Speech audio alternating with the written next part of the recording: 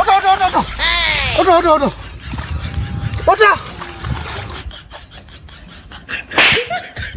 এই আমার কল্লি ডাকি ওরে ভাই ফোন দিয়েছে গুরুত্বপূর্ণ কথা বলে। তা ফোন যাস তা তুই আবার বেরিয়ে ফেলবি, তা আমি দৌড়ে আসছি না, কালারি আমার দোষ।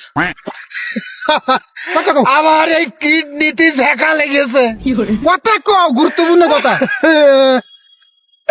এই হ্যালো, আমার এমন জোরে ধাক্কা দিয়েছে যে ফুসফুসে ঝাঁকুনি খেয়েছে।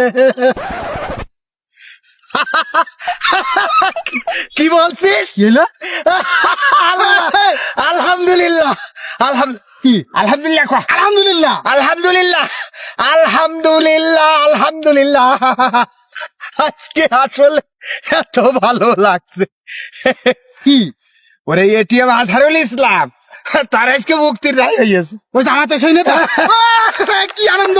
আলহামদুলিল্লাহ আলহামদুলিল্লাহ, খুশিতে আলহামদুলিল্লাহ কইছি তো, প্রশংসা আদায় করতে হবে আলহামদুলিল্লাহ আলহামদুলিল্লাহ। হ্যাঁ বাজান, তা তুমি তাহলে ঢাকায়, মানে তোর ভাই তো রেডি ছিল, যদি আজকে রায় না হইতো তা ডাইরেক্ট রাজপথে নামে যেত, নামিয়ে যাওয়া হবে। আজহারের মুক্তি দিতে হবে এই আন্দোলন করতে। কারণ কি, ইতিপূর্বে আন্দোলন করা হয়েছে, কিন্তু দাদাগের প্রেসক্রিপশনে সেই মতিউর রহমান নিজামী, গুলাম আজম, তারপরে তোমার কামরুজ্জামান, কাদের মোল্লা, আল্লামা দিলরু হুসাইন সাইদি, সব মানুষগুলো মুক্তি পায়নি। আজকে তারা শহীদ হয়ে পৃথিবী থেকে হ্যাঁ বাবা, হ্যাঁ বলো বাবা। হ্যাঁ শোনো, সুবিচার প্রতিষ্ঠিত হবে। এই দেশ রক্ত দিয়ে কেনা। এই দেশে ৭১ যেমন রক্ত দিয়েছে, ২০২৪ জুলাইয়ে তেমন রক্ত দিয়েছে। ৭১ রক্তের যেমন দাম, ২৪ রক্তের দামও তেমন। সেই সময় যারা জীবন দিয়েছে তাদেরও জীবন, আবার এখনো যারা জীবন দিয়েছে তাদেরও জীবন। বরং সেই সময় যারা জীবন দিয়েছে, রক্ত দিয়েছে, তারা মানচিত্র এনে দিয়েছে, কিন্তু এই সময় যারা রক্ত দিয়েছে তারা দেশের সবচেয়ে বড় কথা বলার অধিকার, স্বাধীনতা, সুবিচার, ন্যায়, ইনসাফ এনে দিয়েছে। সুতরাং কোনোটা দিয়ে ছোট করে দেখার সুযোগ নেই। এখন কথা সেটা হলো, আজকে বাংলাদেশে প্রমাণিত হয়েছে যে এই যে ট্রাইব্যুনাল ছিল, এই ট্রাইব্যুনাল ছিল একটি পুতুল ট্রাইব্যুনাল। যেই ট্রাইব্যুনাল দিয়ে ইতিপূর্বে অসংখ্য নিরীহ নিরপরাধ মানুষের অপরাধী করে ফাঁসি দেওয়া হয়েছে। জামাতের নেতৃত্ব শূন্য করার জন্য গোলাম আজম থেকে শুরু করে আল্লামা দেলোয়ার হুসাইন সাইদি রাহিমাহুল্লাহ, আর বিএনপির বাঘা নেতা ছিল সালাউদ্দিন কাদের, যাকে সাকা চৌধুরী বলে। এই সালাউদ্দিন কাদের চৌধুরীকে ফাঁসি দিয়েছে, এবং একই দিনে জামাতের সেক্রেটারি আলী আহসান মোহাম্মদ মুজাহিদকে ফাঁসি দিয়েছে। তারা দিয়ে প্রমাণ করেছিল যে এই দেশে যারা দেশের পক্ষে, স্বাধীনতার পক্ষে, সুবিচারের পক্ষে, ইনসাফের পক্ষে, তাদেরকে এই দেশে বাঁচিয়ে রাখা হবে। কিন্তু আল্লাহ সিদ্ধান্ত নেয়ার মালিক, তিনি ওমাকারু ওমাকার আল্লাহ, আল্লাহু খায়রুল মাকিরিন। সবাই চক্রান্ত করে, কিন্তু জানে না যে এদের উপরের চক্রান্ত মহান রবের কাছেই আছে। এই জিনিসটা বোঝে না।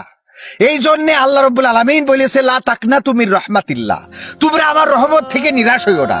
আল্লাহর রহমতের প্রত্যাশায় থাকতে হয়। যারা শহীদ হয়েছে, ফাঁসির কাস্টে ঝুলেছে, তারা জান্নাত অর্জন করে পৃথিবী থেকে চলে গেছে। আর যারা আজ পর্যন্ত ধৈর্য ধরেছিল, ধৈর্যের ফল যে সুমিষ্ট হয় সেটা কিন্তু এখন বোঝা যাচ্ছে। সুতরাং মাথায় রাখতে হবে, অন্যায়, বেইনসাফি, অবিচার, জুলুম, শোষণ, এগুলো দিয়ে দেশ যদি কেউ চালাতে চায়, তাদের অবস্থা হবে ইতিপূর্বে যা অবস্থা হয়েছে ফ্যাসিস্টদের, সেইটা। কালকে দেখলে না ওবায়দুল কাদের কি বললো, পায়খানা ঘরে 5 ঘন্টা পলাইছিল। বাবারে, পায়খানা ঘরে পলাইয়ে থাকতে হবে, ভালো জায়গায় না। আর যারা আল্লাহর পথে থাকে, ন্যায়ের পথে, ইনসাফের পথে থাকে, তারা ফাঁসির কাস্টে ঝুলে সম্মানের সাথে পৃথিবী থেকে বিদায় নেয়। টয়লেটে পালাই না, তারা ঘরে পালাই না, বাড়িতে পালাই না, তারা মাথা উঁচু করে দাঁড়ায়, বলে শহীদ হতে কার্পণ্য বোধ করবো না, কিন্তু বাতিলের কাছেই মাথা নত করবো না। এবং সেই কাজটা করেছে ইসলামী আন্দোলনের নেতা কর্মীরা, সেই কাজটা করেছে জাতীয়তাবাদ শক্তি, সেই কাজটা করেছে দেশপ্রেমিক জনতা। জুলাইয়ের অভ্যুত্থানে যে ছাত্র জনতা রাজপথে এসে কারোর মাথায় কোড়াই বেঁধে নিয়ে এসেছে, হাড়ি বেঁধে নিয়ে এসেছে, পিছনে জন্ম নিবন্ধনের সনদ, প্রতিষ্ঠানের সনদ, যদি মারা গেলে লাশটা নাচে না যায় যেন এই ঠিকানায় পৌঁছে দিতে পারে। এটা প্রমাণ করে দেয় এই দেশে যা ইচ্ছা তাই করা যাবে না, দাদাদের প্রেসক্রিপশনে চলবে না, গাদ্দার থাকবে না, উপদেষ্টা পরিষদে থাকলে তাদেরকে সমূলে মূলোৎপাটন করা হবে। ঠিক ডক্টর ইউনূস চাচ্ছে একটি দেশ সুখী সমৃদ্ধশালী দেশ হিসেবে তিনটা কাজ করতে। একটা হলো সংস্কার, আর একটা হলো বিচার, আর একটা হলো নির্বাচন। এই তিনটা কাজকে যারা বাধাগ্রস্ত করতে চায় তাদেরকে একে একে দমন করে এই দেশ আগাছা মুক্ত করা হবে। যদি উপদেষ্টা পরিষদে আগাছা থাকে তাদেরকেও সরানো হবে। যেভাবে এটিএম আজহারের আজকে মুক্তি হয়েছে, একই ভাবে সেই জায়গায় তারা যাবে যারা এই দেশের বিরুদ্ধে ষড়যন্ত্র করছে। কথা কি বোঝা গেছে? সুতরাং আমাদের কি করতে হবে? আমরা সোচ্চার থাকতে হবে। আমরা সাধারণ জনগণ এই দেশের মালিক। এই দেশ আমাদের, আমাদের রক্তের। ডক্টর ইউনূস একটা মূল্যবান কথা বলেছে যে যদি তার কাজে বাধাগ্রস্ত করে জনগণকে সাথে নিয়ে সে সিদ্ধান্ত নেবে কি করতে হবে। মুরসির যেমন ক্ষমতা থেকে নামানোর জন্য অভ্যুত্থান করলো, একটা মোবাইলে বার্তা দিল, আর সেই বার্তায় জনগণ রাজপথে নেমে আসলো, যারা অভ্যুত্থান করলো তারা কিন্তু ওখানে হারিয়ে গেল। এই বাংলাদেশে সেইটা হবে। ডক্টর ইউনূস যদি বলে জনগণ রাস্তায় নামো, রাস্তায় নামতে হবে। তবে হ্যাঁ, তিনটা কাজ তার করে দিয়ে তাড়াতাড়ি সরিয়ে যেতে হবে। এক, সংস্কার; দুই, বিচার; তিন, নির্বাচন। এইটা করে দিয়ে সে এক্সিট করবে। এইটাই হলো ফাইনাল কথা। এইটার সাথে যাদের দ্বিমত তাদের সাথে আমাদের হবে না, হবে না, হবে না। এইটা দ্বিমত কেউ করবে না। যারা দ্বিমত করছে তারা ফ্যাসিস্ট। তারা চায় এই দেশে তাড়াতাড়ি করে ফট করে ঢুকে পড়তে। তারা চায় এই দেশে ইন হইতে। ওবায়দুল কাদের কাকা কিন্তু কয়েছে, আমি দেখছিলাম 3 মাস দেশে ছিলাম, চেয়েছিলাম এক এক আন্দোলন হচ্ছে, তাদেরকে কোনোভাবে একত্রিত করে কিছু করা যায় কিনা। এটা কিন্তু সে করতে চেয়েছিল। তার মানে এদেরকে পিছনে গ্যাটিস দিচ্ছে তারা। এই জন্য ওরা বক্তৃতা দিচ্ছে হঠাৎ করে বাংলাদেশ জিন্দাবাদ না বলে জয় বাংলা বলি ফেল। এই লোকগুলো কারা? ফ্যাসিস্টদের সাথে ছিল, এখন আবার নতুন করে ইন হয়েছে। এদেরকে বাছাই করতে হবে, তাইলে দেশ ভালো থাকবে। দেশের সুষ্ঠু নির্বাচন হোক এবং জনপ্রিয়, জননন্দিত, জন আকাঙ্ক্ষিত সরকার এই দেশে আসুক, সেটাই প্রত্যাশা।